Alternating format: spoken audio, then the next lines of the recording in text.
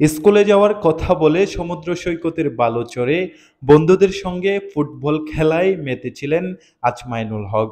কে জানতো এই খেলায় তার শেষ খেলা। খেলা শেষে সমুদ্র সৈকতের শৈবাল পয়েন্টে গোসলে নেমে নিখোঁজ হয় সে।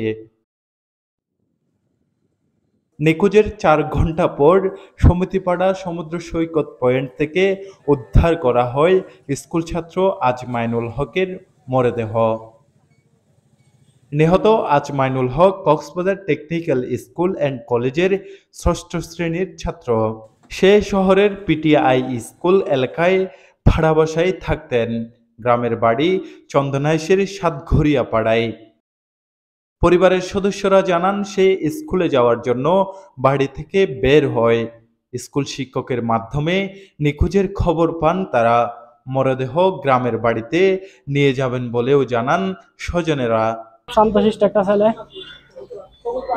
এই বেশি পশু পাখি এগুলো প্রেমী ছিল, ওগুলো পালতো। কিভাবে কি হয়েছে জানি না, হঠাৎ করে এরকম হয়েছে। আমরা এখন লাশটা পাইছি, এখন আমাদের দেশের বাড়ি নিয়ে যাবো। ওর সাথে আমার রাতে ও একটু জামা কিনে আনছিল, বিয়েতে যাবে, তো শার্টটা আমাকে দেখাইছিল। আমি ওকে চুল কথা বলতে ঠিক আছে কালকে। লাইফগার্ড সদস্যরা জানান স্কুল ফাঁকি দিয়ে শিশুরা সমুদ্র সৈকতে গোসলে নেমে অনাকাঙ্ক্ষিত ঘটনার সম্মুখীন হচ্ছে। এ বিষয়ে অভিভাবকদের সচেতন হওয়া দরকার বলে মনে করছেন তারা।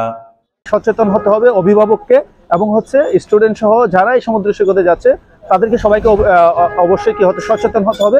কোথায় আমি নামবো সেই জিনিসগুলো জানতে হবে। লাবণী সুগন্ধা কলাতুলির এন্ট্রি পয়েন্ট দিয়ে সিসেফ লাইফগার্ডের সার্ভিস টিম রয়েছে। এবার অবশ্যই যা নামলে এখানে লাইফগার্ড আছে, যে কোনো সময় দুর্ঘটনা ঘটলে বা সমস্যা হলে তখন সঙ্গে সঙ্গে লাইফগার্ড সদস্যরা এগিয়ে যায় এবং উদ্ধার করে।